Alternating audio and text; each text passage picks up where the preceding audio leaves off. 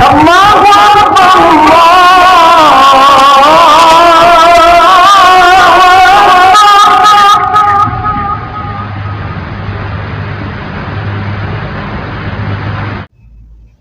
اللہ الرحمن الرحیم۔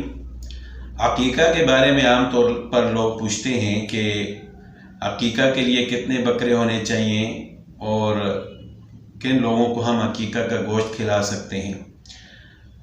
تو سنت تو یہ ہے کہ بچے کی پیدائش کے 7ویں دن عقیقہ کیا جائے، لیکن اگر کسی کی گنجائش نہیں ہے تو وہ بعد میں بھی کر سکتا ہے۔ تو بچے کے لیے یعنی اگر بچہ ہے اس کے لیے 2 بکرے ذبح کرنے سنت ہیں، اور اگر بچی ہے تو اس کے لیے 1 بکرا ذبح کرنا سنت ہے۔ تو عقیقہ کی وجہ سے بہت ساری بلائیں، مصیبتیں، بیماریاں دور ہو جاتی ہیں۔ تو اگر کسی کے پاس گنجائش ہو تو ضرور کرنا چاہیے، لیکن اگر گنجائش نہیں ہے تو بعد میں بھی کر سکتے ہیں۔ جس طرح بچے کے 2 بکرے ہیں تو اگر کسی کے پاس گنجائش کم ہے تو وہ 1 بکرا بھی ذبح کر سکتے ہیں۔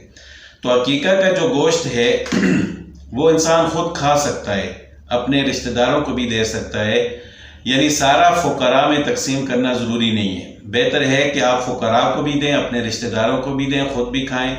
یہ بھی نہیں ہے کہ سارا خود کھا لیں اور کسی غریب تک نہ پہنچائیں۔ تو فقراء کو بھی دینا چاہیے، اپنے رشتہ داروں کو بھی کھلا سکتے ہیں۔